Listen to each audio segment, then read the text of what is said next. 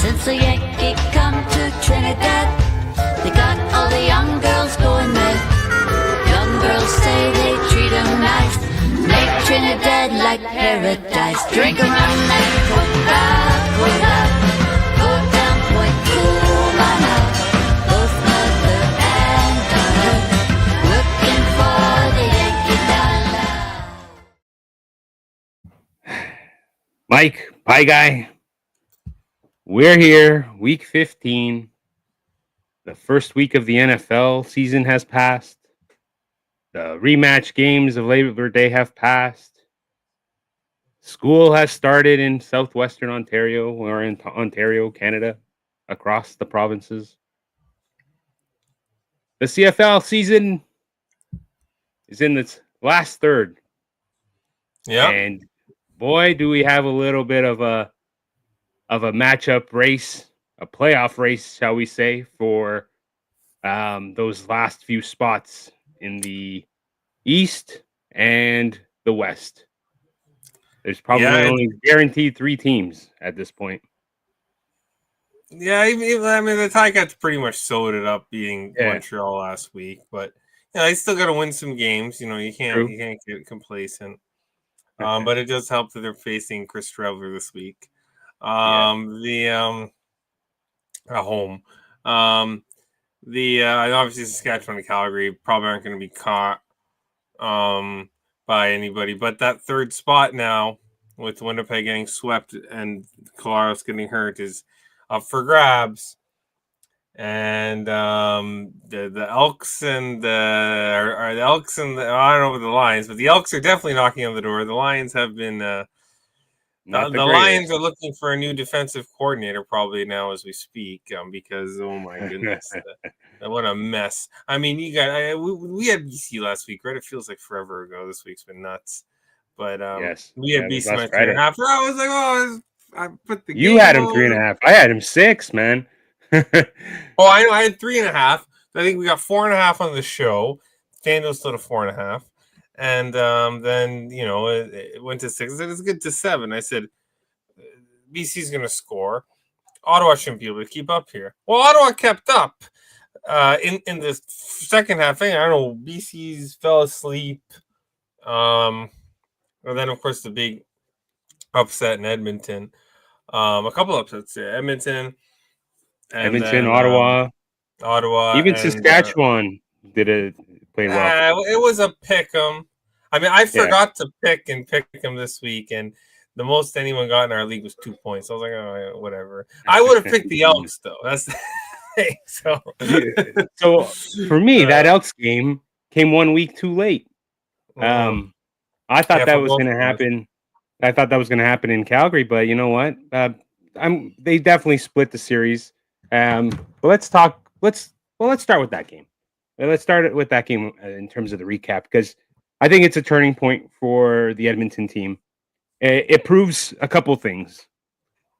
Yes, Calgary was a little banged up on their D. Yes, they lost Orimolade for the rest of the season. That's going to be a big loss for them. But they did not look like they had an answer for the constant pressure that the Elks had. And what was impressive with this Edmonton team is they were missing their key guys. Serezna was out. Smith was out. You kind of were over-relying on pretty much your quarterback to be decent in Cody and Rankin to really take over. And, man, that guy, he's having quite the season. What's your thoughts on Rankin? Oh, he's the best running back in the league right now. He's been the best running back since the bye week. The bye week, in my opinion, is where the Elk season turned around. Not now. I mean, they had one loss to Calgary, but I mean, outside of that, every game's been very, very good. Outside of the Labor Day game, it's the Labor Day game in Calgary. You know what I mean? Like, it's a tough spot. Like, Bo had won like 6 in a row. I know the Elks won last year. But still, like we've seen, like, where Toronto comes into Hamilton and bad Hamilton teams beat the Argos. So like it's a tough spot. These rivalry games there, the home field definitely ups the mark there. And we saw it too across the betting line when we talked about it 2 weeks ago. We talked about it last week that when Winnipeg was going to host, the Banjo Bowl, that Winnipeg was going to get your points from the spread perspective. Well, but it was a pick 'em. It was a pick 'em. Let's pivot to that one because let's start with this Hamilton Winnipeg game here. Yeah, or I'll touch on both. Yeah, I'll touch on both. So because that's the start of the breakdown, anyways, is that Winnipeg they were awful. Terrible. Saskatchewan wasn't any good. Like look at the stats; they're pretty even. But I mean, when you're going to turn the ball over multiple times, with Saskatchewan, and then Saskatchewan only had one sack, but that was enough. But I mean, it took out the quarterback. Like one sack. I don't think I've ever seen it. Was a clean hit. It was a clean hit one too. Sack. Yeah, there's only been one sack, and it's been the one to take out the quarterback. I don't know if I've ever seen that, but it happened. There's a lot of foul with that play from a lot of Winnipeg fans. I think they were, if you think about it, last year, same time, that's when Strevler goes down. Same game, same situation. And then this year you got Colaro, so it's back-to-back years in the Banjo Bowl where the Rough Riders take out a key player of the Winnipeg Blue Bombers organization. I mean, many people talking about Colaros potentially not even stepping back into a quarterback situation the rest of this season or maybe even the rest of his career. He's up there in age. This is not his first concussion. I think it's his third or fourth. We're kind of in the Tua territory here. And also people have been saying that, when they put neck injury on the injury report, is it really a concussion? But they don't want him in the protocol. Yeah. Because I mean, you can kind of get away with it, like very true, very true. Could be. Still, it's a blow above the shoulders. So but like, I mean, Jason Hogan looks like he sounds like a complete fool. He's lost. I listened to his interview this week. Oh my god, you talk about defensive. How do you work with that? The guy, you can't say anything. He's like, oh, I know. I mean, you even have Brady coming in. This team is sorry. Go ahead. You even had Brady coming in and saying, "Give me the ball more. Give me the ball more," and this guy's not giving it to him. Not at all. Yeah, I don't know. This guy. I mean, O'Shea hasn't been great, but I mean, maybe it's because he has had to deal with. I think the whole season can be placed on Jason Hogan's shoulders because the defense early was bad. Yeah. But they were hurt, and they figured things out. Tyrell Ford being gone, it took them a few weeks. They adjusted. Bryant was hurt. Yeah. Their defense is actually making their offense shortcomings not look so bad because they're keeping them in the game. It's just come on, you got to give run support to these guys. They're holding guys to under 20 every game as much as they can until the fourth, right? Like it's 3 quarters. You got to give them damage. Yeah, and then you go and throw 4 interceptions. So what's the defense supposed to do? 4 picks. You're not going to win. Very, very rarely you're going to win. Maybe I think the Broncos did it last week, or they had 4 turnovers. But like the Titans' offense is still a baby. So the question though, is Strevler a downgrade? We talked about this all year. I don't know. Week 1, and all I've been hearing, week 1 was good. Week 1 was good. This isn't week 1 anymore. We're after Labor Day. He hasn't been good. He's been bad since week 1. And we know why he was good week 1. He played BC's garbage defense that we've seen the last little bit of a fallacy. Yeah. So, Dustin Crum looked like, Anthony Calvillo out there last week in the second half. He freaking did. And then you go to the Ticats. They're coming off. They beat the Alouettes, and I mean the Alouettes had no offense in that game. I mean, that's just an auto win at this point in time. The Greg Bell though, I guess he heard me call him. Yeah, I was gonna say 20 carries for 100 and I think he's gonna show that guy 136 or 156. I don't know if that's 3 or 5 my writing, but they stomped them, but they snapped their three game losing streak. Kenny Lawler's going back to face his old team here. He should be motivated. Now they have 4 defensive linemen out, but Hauser is still gonna play. Yeah. Vereshchuk's still gonna play. Like the it's not The guys who it's matter. not your Yeah. key defensive lineman. It's your depth guys, and they're important. So Lee Trey is gonna be back for this game. It looks like I don't know if he was back for the last game. I didn't really watch it. Not gonna He lie. wasn't. And then I looked at what happened, and it didn't. I'm like, oh, I guess I didn't need to watch it. The and they have a 3-game lead now, so it is a potential flat spot because you had Labor Day, then you had the big rematch against Montreal on Friday. Now you come back home to play Chris Streveler, but we know what Winnipeg does in Hamilton. They stink. Yeah, they lose unless it's the Grey Cup. They lose, and Winnipeg needs to win more. But I don't care. They do, but I'm laying it. I was laid it already. Hey, -6.5. I'm taking it too. Yeah, the Winnipeg. I think this game is going to really test Jason Hogan's real capabilities of being an OC in this league, and this may be the time where a lot of Blue Bomber fans might have to look another way. And if Streveler doesn't really pan out here, and say the Argos lose to Edmonton, is there a phone call to Toronto for Nick Arbuckle? There might be. There might be. The Argos will be idiots to even Consider it. Yeah. Yeah. Yeah. Why would you? You don't even know if Chad Kelly's any good right now. I don't know. I mean, yeah, he's been out for so long. Who knows? Yeah. I would not trade Nick Arbuckle right now. I mean, what are you going to trade him for? Like 3 first-round picks? Like, maybe they're giving that, but like he leads the league in passing. Like, how do you trade the guy? Unless you're like dead in the water, but you're not. You're probably gonna make the playoffs. Well, we'll see, but like we'll see how the schedule goes because it'd be nice if they were playing Winnipeg or they were playing BC or Ottawa or Montreal right now. They have a tough game, but Winnipeg stinks in the Hammer. We know this, and there is concerns. This is a flat spot for Hamilton, but. They just snapped a 3-game losing streak. I don't know if they're going to take this one for granted. Plus, like, the offensive Winnipeg could just stink and Hamilton wins like 26-9 again, like they did last week.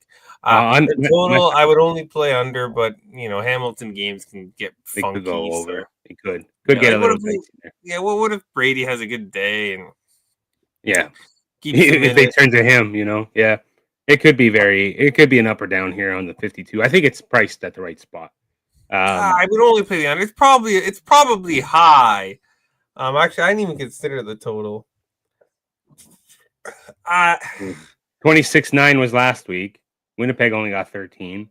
Winnipeg got 30. It was 34-30. So that was Colaros, to be fair. Yeah, but I've seen it where like these Hamilton games where they win. Like, remember they played Montreal. And it was like 1-1, and then it was like 40-18, and it went over. Yeah. So, I like the side more. I don't really want to get involved in the total here, but I would only play the under. There's 52.5 is too high right now. The unders are hitting like wildfire in the CFL. So currently, yes, the last 2 weeks, 100%. But I might add the under. I have to take a look into it. I actually didn't even consider that because. When you think about Streveler, I mean, he's the dead nuts under quarterback. You're really caught. You're really trusting Brady to do most. And Hamilton could come up. I'm gonna play the under 52.5. Yeah, I like it. All right. The more I think about it, it's a there's a guaranteed 2 picks in this game, and Bo also tosses them too. So it could be. It can get funky late, but like I don't know if this is going to be close. Like, I anticipate this smells of dysfunction, desperation, and dysfunction. So I'm going to talk about this tomorrow. There's dysfunction at dysfunctional teams, and there's bad teams, right? But Winnipeg might be a bad dysfunctional team right now. That's when I'm concerned. And then a bad dysfunctional team just gets slaughtered every week. Carolina Panthers are one that comes to mind. So, we have an idiot owner, and a bad football team. as a result, for sure. Yeah, not as a result, but in combination. We have in combo. Dallas. They have a good football team, but they have dysfunction. Terrible owner. Yeah. They're not, a decent football team. Yeah. Hey, they look not too bad. And for me, I look at this spot, and I know it's a little flat for Hamilton because they do have the ability to lose this game, still and stay in first. But given that Montreal has to play Saskatchewan in Saskatchewan, it's not looking too hot for Montreal there. So if Hamilton wins this one, they could easily be 3 up on the division. And they might be looking at that. They're 3 up on everybody. They have the tiebreaker over Montreal. That's right. They're 3 up. They would just guarantee. They would guarantee first, pretty much, with the 8 wins. Yeah, they're 7 and 5. They're 3 up on everybody else, and Montreal, they have the tiebreaker. The only teams that don't have the tiebreaker against Ottawa and Toronto. Toronto, they still play. They play one more time, right? Yeah, October 4th. 4. And then the Bills game. The Bills Argos game. That'll be a good game. That's probably the East Final preview. But we'll see. Ottawa might have something to say about it. Davis Alexander might have something to say about it. So we'll see. Yeah. Or even like the crossover, I suppose, if Winnipeg gets their shit together. Come into play. That'd be crazy. Let's jump to the Ottawa game and talk a little bit about the crossover because a few weeks ago everyone was up there, up on social saying, well, crossover, BC's guarantee the crossover. No way they're gonna drop the ball, Well, yeah. I don't know, man. Benavidez had something to say. You lost to the Argos, you lost to the Red Blacks. And now you're playing the Red Blacks again. Don't worry, BC's got a plan. Did you hear they called and signed this week? TJ Lee is back. He's gonna solve all the problems. Hey, sometimes you need that leader in the room to help, but I don't know how he's gonna jump right onto the pitch. But this spread here, this opened at this number. Did it open at this number? No, 7-5, or did it? Was it 9-5? I think it opened at 9-5. Oh, by the way, if you want Hamilton minus 6.5, they're going. There's one book that has it left. Sports Interaction. Yeah. Everywhere else is at 7.5. So bet Hamilton right now if you want to follow. But it's there right now. 6.5. I just bet it. Take it quick. So we got this Ottawa BC game. Obviously, BC dominated most of the game, but then, as you put it, Dustin Crum became a whole different guy in the fourth quarter. Where this Ottawa team just started pushing, pouncing. Actually, it was quite fantastic ending to the game. They did it. They came across. They ended up winning on a rare Sean White miss to allow Ottawa to actually go in and win it. 9.5. It's a big game from a BC marketing perspective. They call it the campus clash. So they have every school, every university, every high school. They're pushing and offering free tickets to the game. So they're going to have a big party. So it'll be a decent crowd at BC Place tomorrow night. I'm still not convinced this defense knows how to stop this team.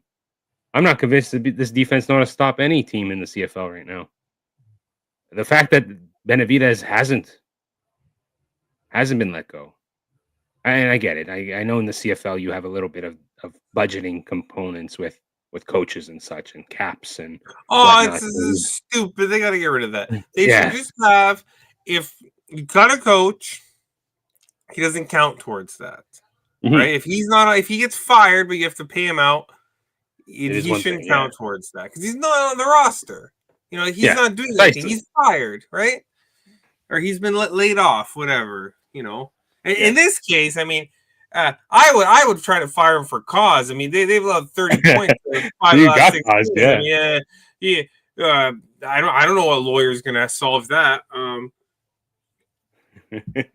This team's defense is horrid. They have the best, probably the best quarterback in the CFL, and the rest of the team's garbage. They can't do it. They can't do it. I mean, they got receivers. The O-line's even playing good. You can't stop anybody. It's off. Dustin Crum, 34 points. It's Dustin Crum. Come on! I mean, how bad? Like it was the crossover on even Winnipeg's losing. You can get third in the West on a silver platter. Yeah, it was tough. And you blow it because you come on. And then not only that, this team apparently, I was reading this earlier today, yesterday actually. Eugene Lewis. Apparently, they were talking shit about the Red Blacks, these Lions, last week. Yeah. But what you're 5-6, you're talking shit about another football. You can't be out of your mind. If you're 10-2, okay, yeah, you know what I mean. Like you're high. You're one of the. You can't stop anybody. And Gary Peters might be back this week. I know he missed last week, so that had something to do with the 34 points. But Eugene Lewis like, oh yeah. I hope he's back this week. Yeah, I'm gonna give it to him good. So I don't know. I mean, you're lighting a fire under a team who doesn't quit, right? Yeah. Bob Dice is the head coach. They play to the end. They play to the end, and they don't need to win this game. They just have to keep it close. And this is easy. Like this is where you get so. Oh, this has to be a trap. You know, the BC's gonna kill him. There's no trap. Trap's bullshit. This is a bad number. You cannot lay 10 points or 9.5, close to 10 points with no defense. Okay, with no defense. Teams with no defense don't cover big spreads because they can't stop anybody and they'll get backdoored every time. Not every time. It'll happen more often than not. To lay as many points, you need a defense. They don't have a defense. This is the easiest bet on the board. It's Ottawa plus 9.5. If it loses, it loses. But you're going to be live until the end of the game. And I wouldn't be shocked if they won outright. I won't be. I'm not taking it. It'll be tough to do two weeks in a row because BC is the better team, but they don't have a defense. And Ottawa, guess what? Ottawa's getting 2 corners back. So the Priester and who's the other guy? I wrote it down here. Fry. Oh, maybe I didn't write it down. No, it's Fry. It's Fry. Fry and Priester. Yeah. Oh yeah, Fry and Priester. So I didn't write it down. I wrote it on the wrong. I think I wrote my NFL notes. But anyway, Fry and Priester are back. So that's a big difference. You know, now all of a sudden Ottawa has a defensive advantage, in my opinion. I know Acapulco, you know, he's out with that horrible injury. Hope he's recovering safely. But I mean, they stole one a week ago.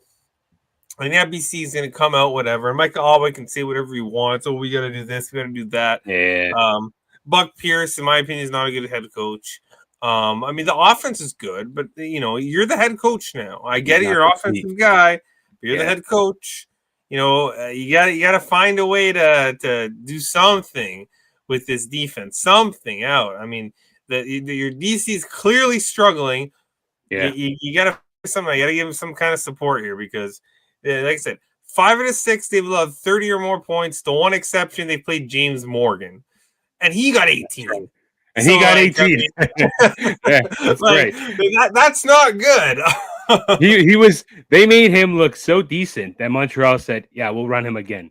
And now they're like, "Okay, complaint department, Hamilton loves that. Run him again." Oh. Man, I mean, this is the. And I'm not betting the over because you know it could be a tighter game. It's a high total, and you know it could be like last week where it's it's like 30-23, and Ottawa just doesn't come back, but you get the cover. So it's not. If you look at BC's schedule here, did Sean Mike get hurt or he just missed? He just missed. Oh, he just missed. Okay, I wasn't sure if he got hurt or not. No, I think he was just rattled a bit. I don't know. I mean, the whole team was coming back to the end. Yeah, it was their their premier game. They were loud. Yeah. There was their blackout and all that stuff. And these BC crowds tend to leave at halftime. They do. So you know, BC's got a nice lead at halftime. We saw what happened last week. Drew Brown will be on the sidelines. He's going to be the third stringer. But he's dressed, so I don't know what that's going to be. I don't think he'll show up, but who knows? You need that last play, you know. Now it's like BC, like Micah Otway. You don't want to take out Crum because you know if it's bring in Brown, like well we got to throw somebody in there. Yeah. And Schultz is no good, so no, for sure. For for all the scheduling that BC was struggling with, early part of the season with the West, then pretty much the middle part of your season is all East, and then the tail end of your season's all West. I don't think in any mind these BC Lion fans thought they were going to go back into that West swing when they have to go and start facing Calgary again. That they were going to be at the bottom of this West division, potentially at the bottom. The only thing saving them right now is the tiebreaker with Edmonton. The tiebreaker, but it's not like Edmonton looks like they're slowing down anywhere. If you're looking at two teams, they're both going opposite directions. Edmonton's underdog this week, but yeah, not by much. Let's talk about them. Let's talk about Edmonton. It's obviously they're coming to BMO, hot off the heels of a big win against Calgary. Toronto is coming off a bye. There was a big, Toronto's had, yes, off a bye, but Toronto's had a lot of, let's say, airtime in the last week and a half. Obviously, they had the big win against Hamilton in the Labor Day, and then you had Chad Kelly come out with his big presser, hey, I'm back, leading to a whole week of are we prepping for Kelly? Or are we prepping for Arbuck? Or are we prepping for who? Who's coming? Is Kelly back this game? Not back? Obviously, that was dispelled earlier this week when MLSC, the owners of the Argos, decided to have another presser, one that talked about their new partnership with the NFL side, Buffalo Bills. And now there's a whole controversy there. When I say controversy, I'm just talking about generally the CFL family sees this as MLSC just putting Argos on the side of the table yet again. Even comments made from Doug Flutie about, the game not being as strong popular as it once was. Just kind of a lot of combos and things. So if there's any game that's going to have a ton of media presence in the CFL this coming week, it's this one.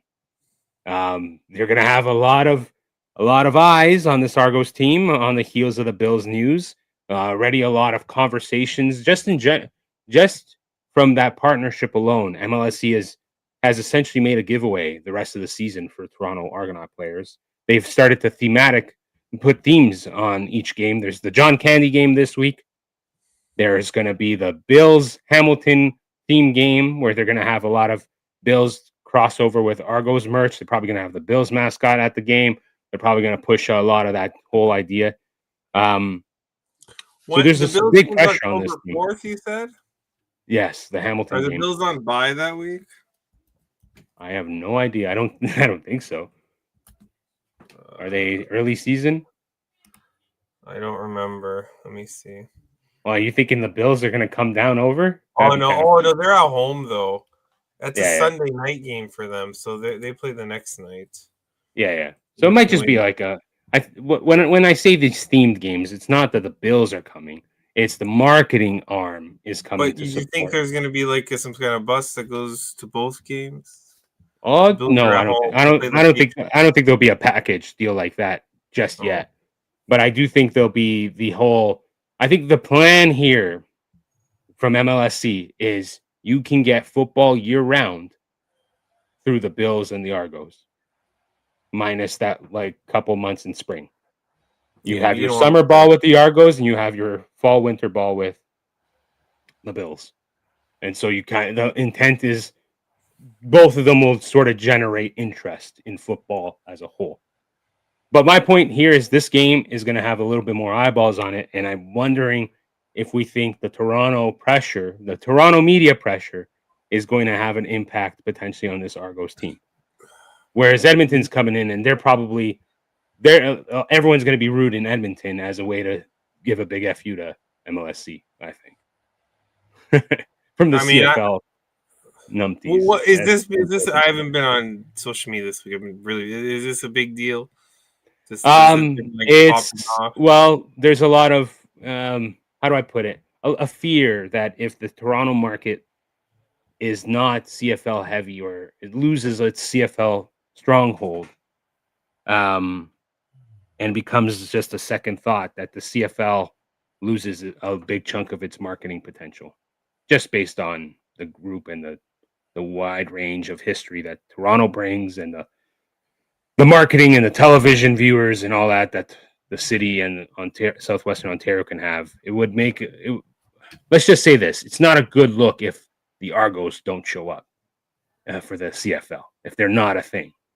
So there's a little bit of a fear that with MLSC and now Rogers owning most of that, Rogers being very public that they never really cared about the Argos many moons ago. Could be a whole different scenario now.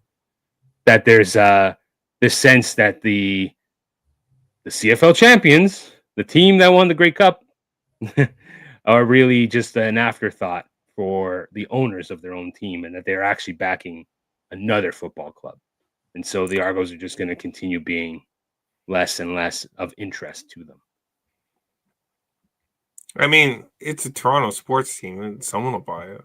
That's what I'm saying. I don't. I mean, if they're not going to do anything with it, I'm assuming they lose money. I'm sure somebody would buy it. A lot of rich people in Toronto. It's not like it's Regina. Yeah. Hey man, Wayne Gretzky owned this team. John Candy owned this team. Yeah, exactly. That's what I'm saying. It's a sports team in the biggest city in Canada, the fourth biggest city in North America. But yeah, I don't know. I mean, they don't market it right. Like, I get it. You need the problem. Most of the problems with CFL is that they don't have star quarterbacks. Like the NFL, and they you can't sign them for longer than a couple of years. Yeah, 2-3 years. I know Austin Mack signed a 4-year deal. Trey Ford signed a 3-year deal. And Rourke's going nowhere. He's the big marketing. Vernon Adams is, he's been around a little bit.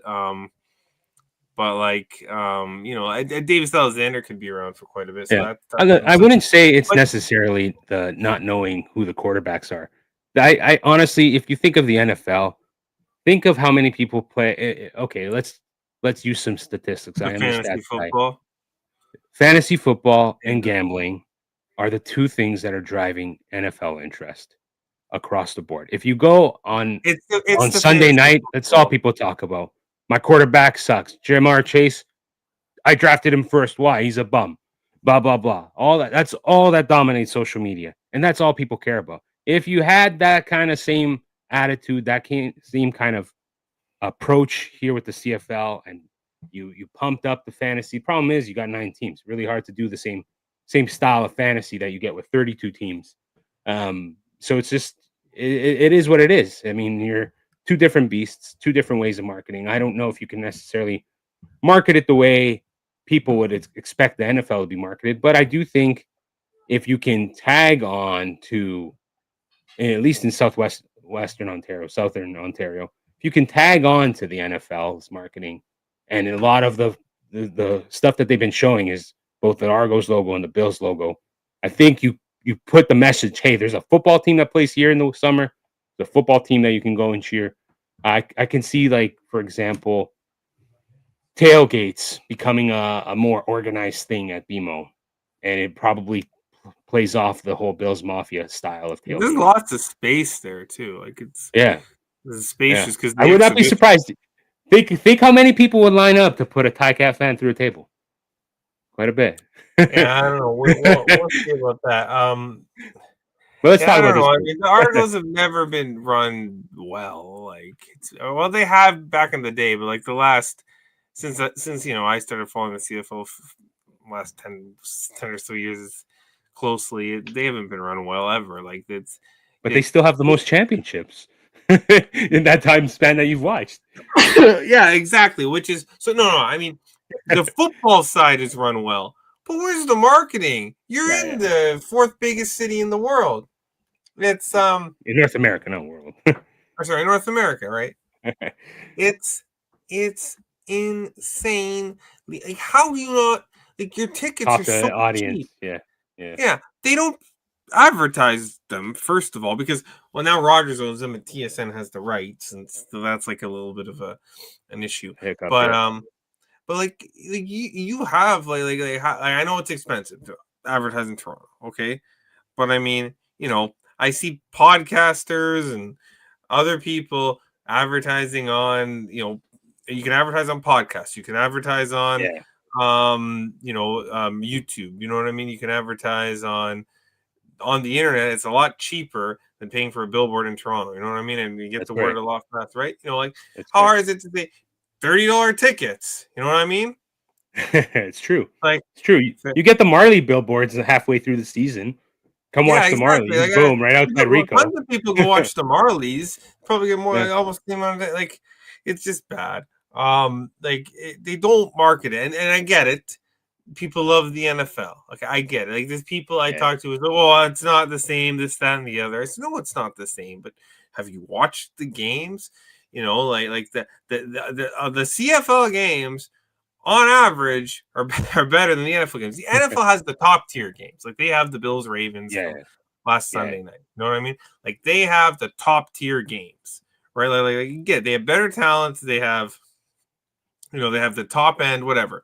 But when it comes to the average overall, like the CFL games are better, and the Grey Cup is usually better than the Super Bowl because there's more variance involved. Like last year's Super Bowl was a blowout, right? By second half, you were checked out. We've been blessed the last I'd say 6-7 years with close Super Bowls.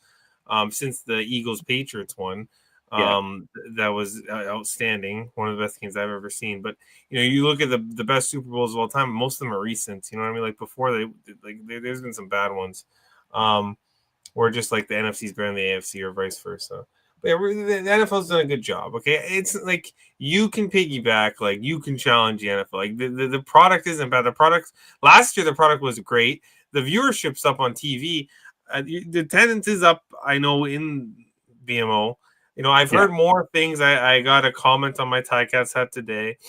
I got there's ways to market the Argos that they just don't do because I don't know why. You have a massive stadium to fill in Toronto.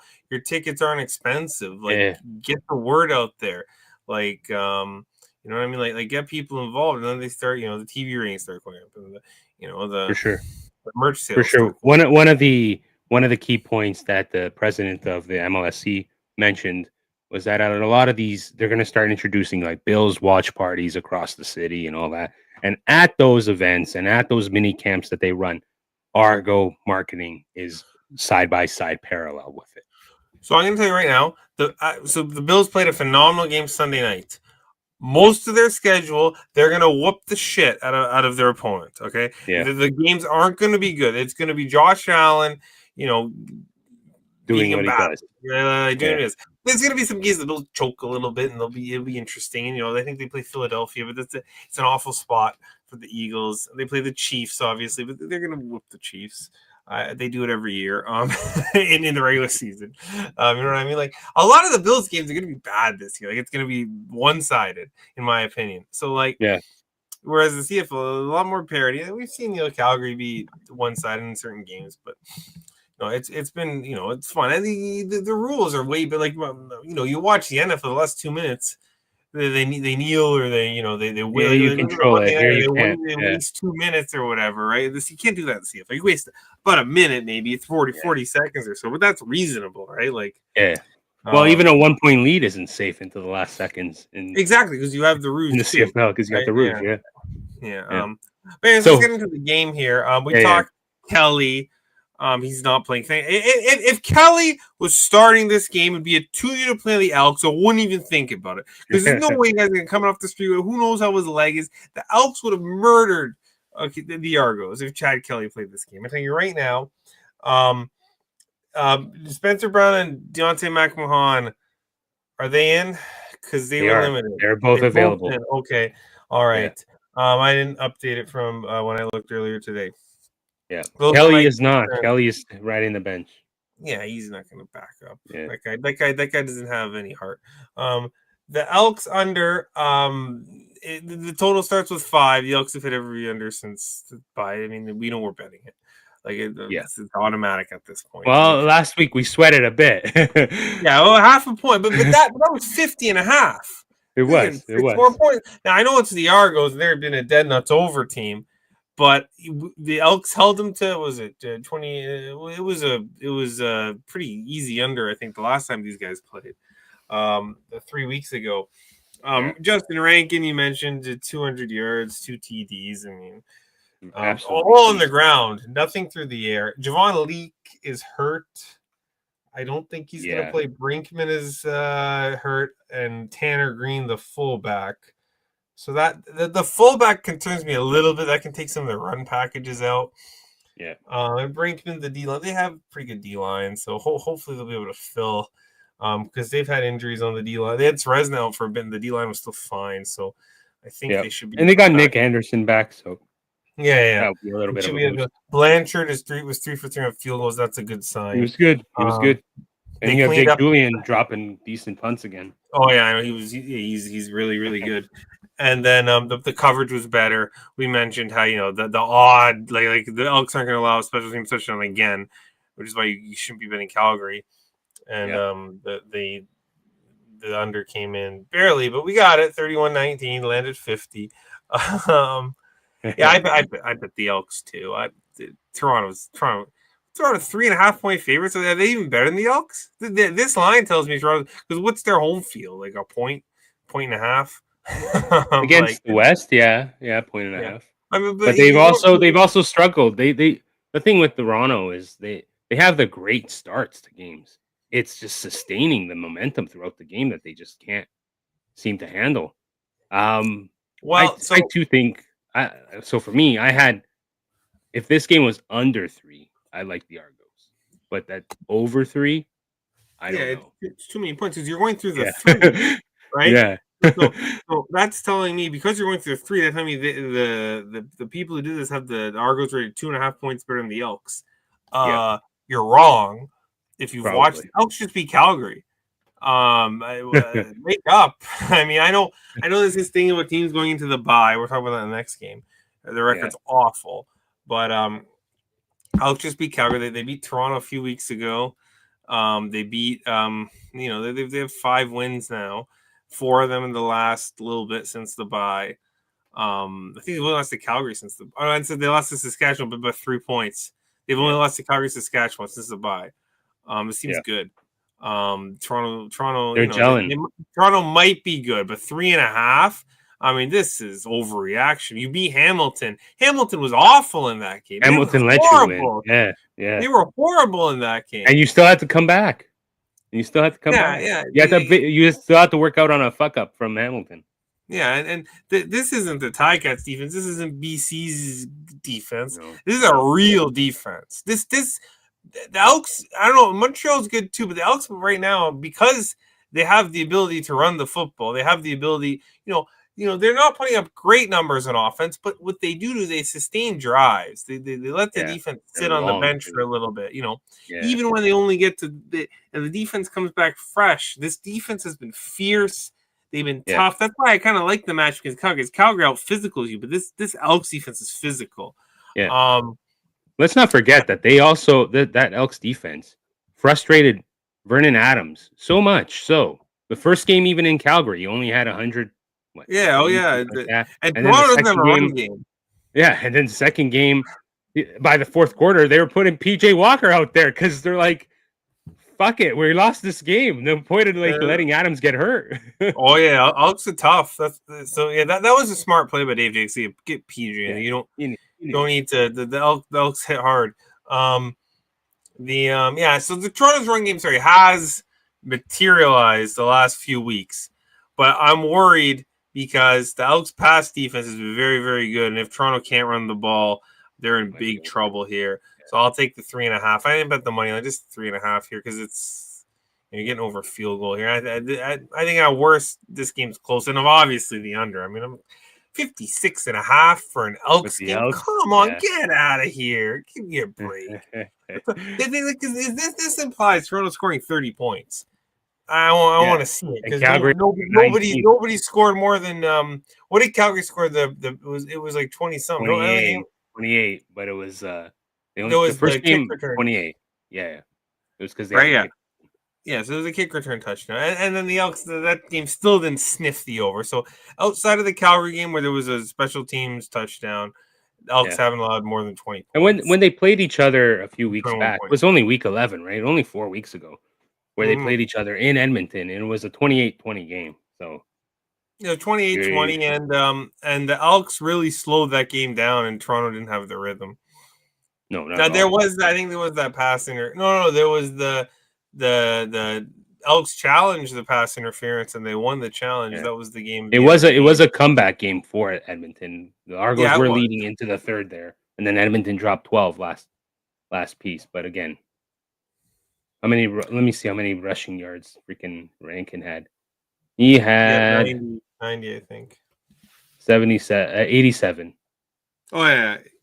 80. No, he had 87 receiving yards and 92 rushing yards.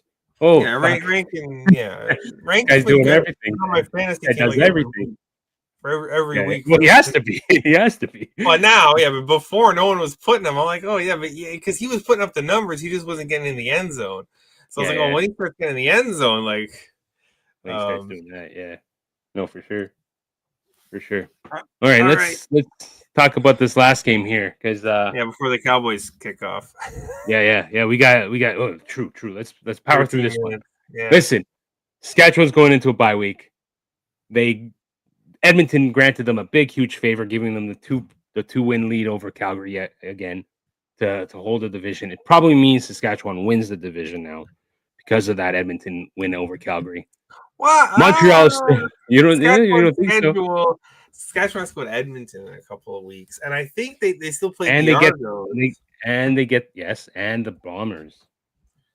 Yeah, they get the Bombers one more time. The Bombers isn't a. Let me just see the schedule, because I saw it and the other BC week, to end the season. That good. Yeah, that's yeah. Okay, but it's they get Ottawa too. At Ottawa. If they go to Ottawa, remember last year that was a tie, and then and then the Argos at home. The last two, we'll see how Winnipeg is, but it's nice to have that BC game at home there because they've owned BC and Regina. Yeah. And then Montreal's jumping out, and they said, we're done with the James Morgan experiment. Thank you, Hamilton, for telling us he isn't decent, or at least not ready. And they brought back the complaint department. Just like that. Guy was not hurt anymore. Surprise, surprise. What a miracle. We're expecting him to play again. And now he's going to start. Where's McLeod? Tell him he's playing. Wherever he is in the freaking world, bring him back. Put him on the jersey. Oh, man. Yeah. It's crazy. Alexander out again, man. That hamstring, it's been bothering him all season. But so they're being very careful because they know how the CFL works. They haven't been passed yet. Okay. It's true. Ottawa's 9-point underdog. Toronto's playing Edmonton. We'll see what happens early in the day, right? You're going to Saskatchewan. Not exactly the best time to bring back Davis, but I don't know. I mean, it's a hamstring, man. They don't want to. Well, they rushed him back earlier against the Argos, and it hurt him. Exactly. I think they have given up the East Final dreams. I do think they're just like, let's secure second, let's secure the home semi, and go from there. Yeah, because they play the Argos next week, and that's and 2 against the Red Blacks still. So those are the big ones. Yeah, they end in Winnipeg. You don't really want to end on the road if you're going to go to Toronto or Ottawa if you have to. So it's going to be interesting. I mean, you said it. Saskatchewan's going to bye. They just swept their rivals. Calgary lost. This is flat spot if I've ever seen one in my life. Like, this is a flat spot. But the quotes they're focused here, man. Trevor Harris, he wants that MOP, man. Yeah, they gave the ball to the OC, which I thought was, I don't know, I didn't really like that, but okay, I guess. I mean, like, you really want to motivate, it's a prop, right? You motivate your guys. You know what I mean? Yeah. Offensive coordinator. But anyways, they liked his play calls. I mean, the offense was okay. The Saskatchewan or Winnipeg beat themselves. It wasn't anything impressive. it was and Alfred, not Damien Alfred, Mario Alfred. Yeah. Come on. I mean, there's people calling for him to get cut after that ridiculous fumble. I don't know what he did, man. He wrote back. He ran. He lost this his guy's line. a veteran too. A veteran too. And then you got him. Lothar made both his field goals. The fans are still all over him. I don't know why. Well, he missed a conversion, man. But like, come on, He's missing conversions. You can't miss the extra points. Yeah, he's missing conversions. The fans are on him, and he's kind of become sort of numb to the fans. He doesn't seem to give a shit. Yeah. Maybe that'll help him. Emilus is limited. Sean Bain is. Emilus is out now. Oh, Emilus is out. Yeah, Emilus is out. So maybe Sean Bain comes in. He's available. He's been a healthy scratch for a bit. Maybe like I heard somebody say like maybe they should just cut Alfred and put Sean Bain in there as the returner, and then you can get him in the receiving package too. Not a bad idea. They have 4 defensive backs who are out here, and Sales and Lacumbo and Tavon Campbell. They didn't practice on the other day. Are they out? Confirmed? They all are out. Yep. All 4. Yeah. So. Campbell is still questionable, but it's probably they have injury here head, so he's probably taking it off. Yeah, he's probably in concussion protocol.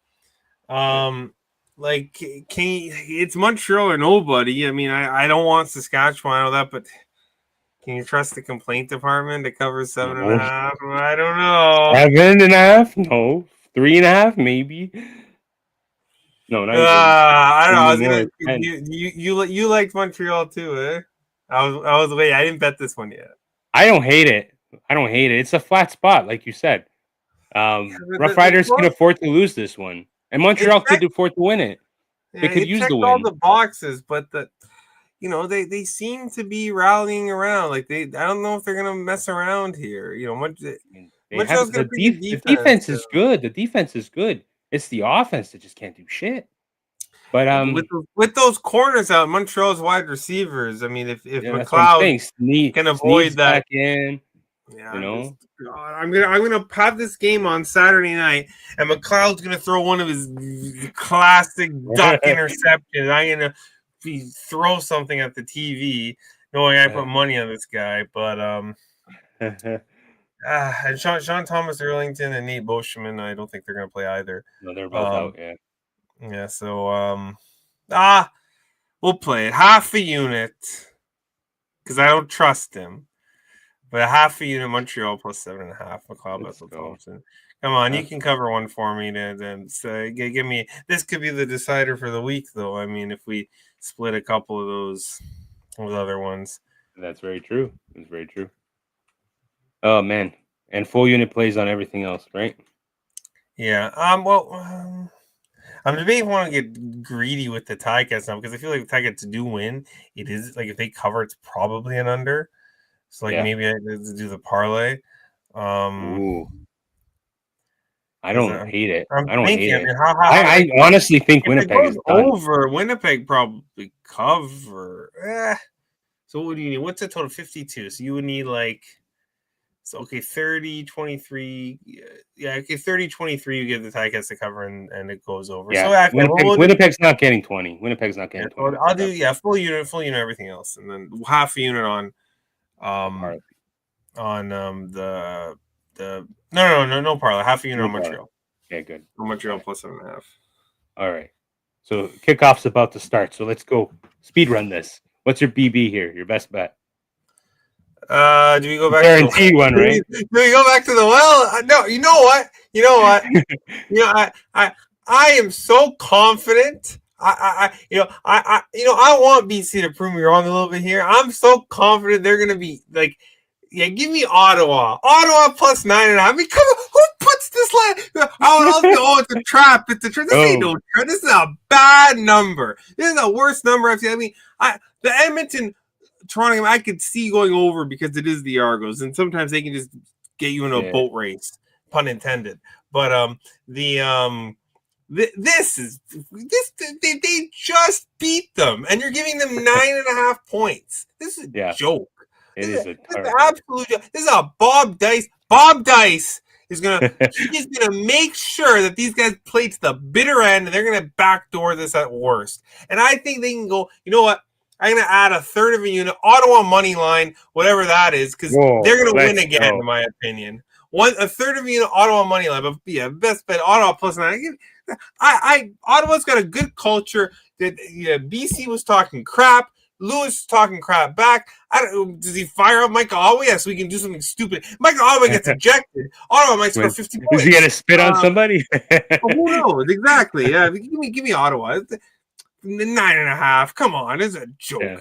I get it. Nathan Rourke. They've got all these great wide receivers. That's great, but to cover 9.5, you need a defense. You don't have one. You don't. All right. Well, you know who does have a defense, and you'll be talking about. Well, you won't be talking. You'll be recapping this game. You'll be recapping tonight's game tomorrow on your Pieguy pick. The Green Bay Packers. Because the Green Bay Packers have a defense. A very good defense. A very maybe a little overrated, but they showed up. I have no action tonight. I rarely play Thursday. It's so a high variance game. Unless I first of all, I'd only play side on Thursday. I would never play a total. But I think it's Thursday sides only because the totals. Sometimes these games are boat races, and sometimes offenses come up flat. Tomorrow at 6:00. I think it's a solo show, unless you want to come on for a bit. Maybe let me know. Everybody's busy tomorrow, but I will be on 6:00. I got my ass handed to me on the sides last week. The reverse sweep on the sides, but the total split. So some positive news there. The Baltimore. Yeah, we'll talk about that next football. Week 1 football. You're never gonna get it perfect size. Week 1, I'm usually good, so I put a little more this week, and this is what happens. So I got greedy. Right. You just go greedy back now. The prop man split too. I have some of his props. He'll probably send me the rest of them tomorrow. The props will be there. 6:00 tomorrow. Pieguys pick him week 2, and we'll talk more about the Bengals defense because that reel got to like 700 views. So good. Keep bringing them up. Yeah, they're the Bengals defense better than the BC defense. Night and day. They have to play Hendrickson. Him by himself is better than those guys. All right. Okay, guys. Show best bet. Take your Ottawa picks. Get that 6-5 real quick, all right? On the Hamilton game. Well, Hamilton, and it's going to be I got to add the money line. I got to add my Montreal on that under. All right. Until next week, guys. Peace.